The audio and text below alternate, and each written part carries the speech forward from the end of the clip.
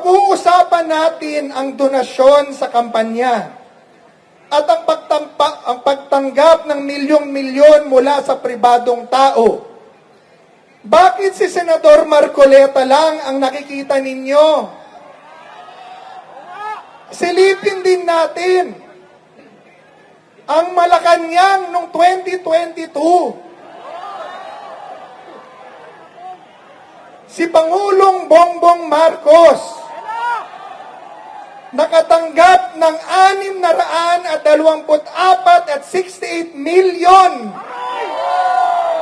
mula sa pribadong donor. Nandito po tayo ngayon sa makasaysayang Liwasang Bonifacio. Pinalayas man tayo kagabi sa EDSA at binawi man ang ating permit. Subalit hindi nila mapapatahimik ang boses ng katotohanan. Nandito tayo sa duyan ng tapang ni God Andres Bonifacio dahil ang ipinaglalaban natin ngayon ay ang mismong kalayaan at katarungan sa ating bansa. At nagpapasalamat tayo sa lokal na pamahalaan ng Maynila, Mayor Isko Moreno, dahil kinilala nila na ito ay isang freedom park. Hindi natin kailangan ng pahintulot ng kahit nino man para isigaw ang inhustisya.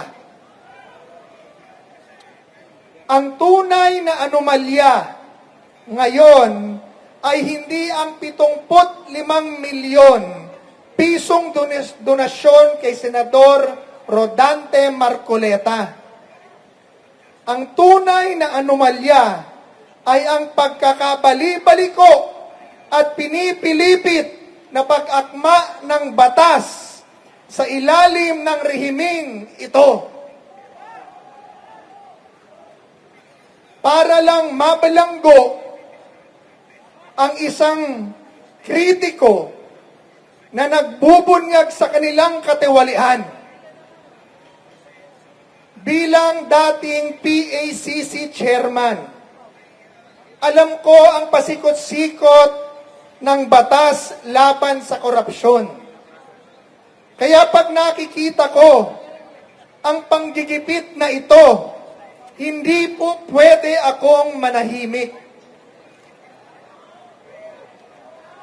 Alam po ba ninyo na ang unang-unang opisinang binuwag, Executive Order Number 1 ng Pangulong Marcos, ay ang opisinang hinawakan kong ang tawag, Presidential Anti-Corruption Commission.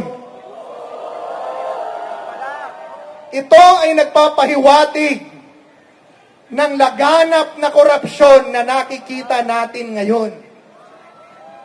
Imbis na palakihin ang opisinang lumalaban sa korupsyon, tinanggal pa. Kaya ngayon ang bubuaya ang lalaki na.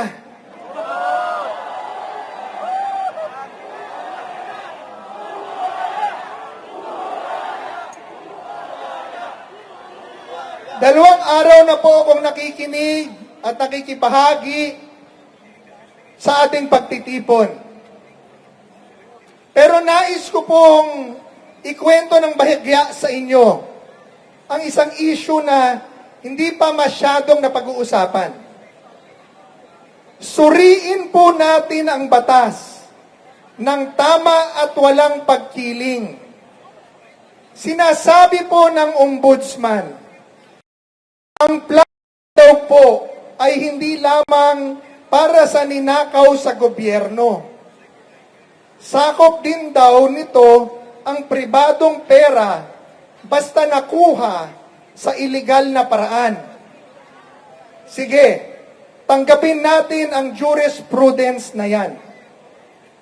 Pero, ito po ang aking nasaan ang illegal na paraan or illegal means sa kaso na isasampa nyo kay Senador Marcoleta. maging plunder ang pribadong pera, kailangan patunayan ng Estado na ang perang yan ay nakuha sa pamamagitan ng krimen, gaya ng pangingikil, suhol, pagbebenta ng impluensya, kapalit ang kontrata. Pero ano ang katotohanan kay Senador Marcoleta? Walang binentang kontrata. Walang binentang ang 75 milyong piso ay hindi nakuha sa ilegal na paraan. Ito ay kusang loob at legal na tulong pang politika mula sa mga kaibigan na nagtitiwala sa kanya at sa kanyang prinsipyo bago pa man magsimula ang opisyal na kampanya. At higit sa lahat, hayag na binayaran ang tamang donor's tax sa BIR. Paano nyo tatawaging ill-gotten wealth o kriminal na yaman ng perang dumaan sa ilegal na proseso ng pagbubuwis ng gobyerno? Ang kakulangan sa SOSE ay isang administratibong teknikal lamang.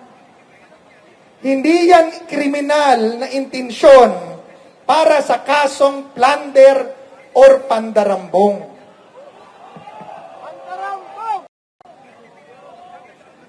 Kung pag-uusapan natin ang donasyon sa kampanya at ang pagtanggap ng milyong-milyon mula sa pribadong tao, bakit si Senador Marcoleta lang ang nakikita ninyo?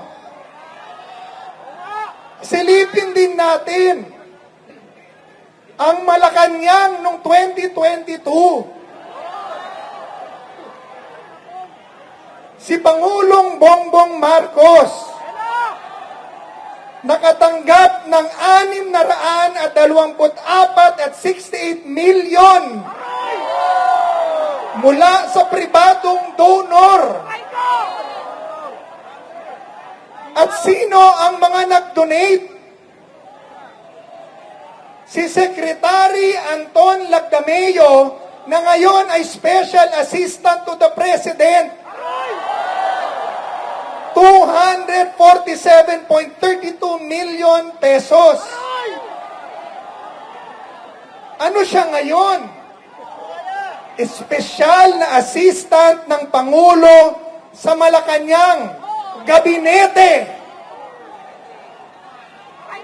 Pangalawa, si Mel Robles nag-donate ng 30 milyong piso.